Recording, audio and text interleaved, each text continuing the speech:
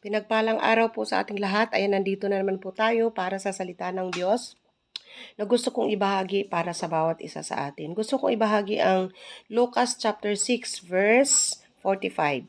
Sabi ng kanyang salita, ang mabuting tao ay nakapagdudulot ng mabuti sapagkat tigib ng kabutihan ang kanyang puso.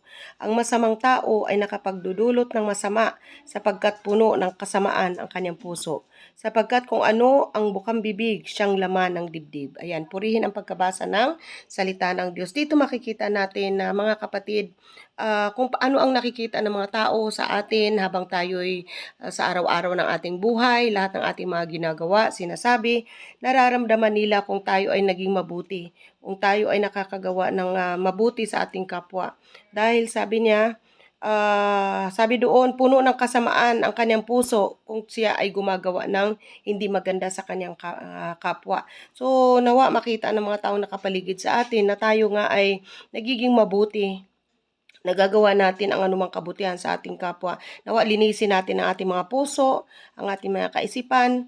Nawa ito yung dapat lagi nating ipapanalangin na, Lord, bigyan mo ako ng pusong dalisay. Dahil kung pusong dalisay o mabuti ang puso natin, ito yung ating nagagawa, ito yung ating naibabahagi sa ating kapwa. Nawa tandaan po natin na ang paglapit natin sa ating Panginoon, ang titiwala natin sa Kanya, ito yung makakapagdudulot sa atin ng kabutihan.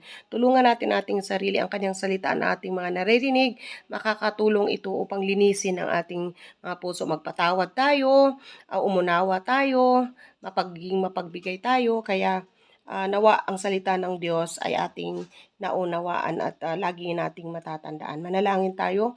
Panginoon, salamat o Diyos sa oras na ito. Salamat sa salita mo na aming naibahagi, aming natanggap, aming narinig. Nawa pagpalain mo ito, Panginoon, upang kami ay magkaroon ng maayos na pakikitungo sa aming kapwa. Dahil sabi nga kung ano yung buka ng bibig, siya yung laman ng dibdib.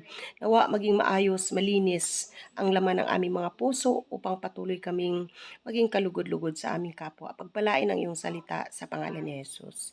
Amen, amen. Ayan, so God bless po sa ating lahat. Ang salita ng Diyos ay nagpapaalala sa atin.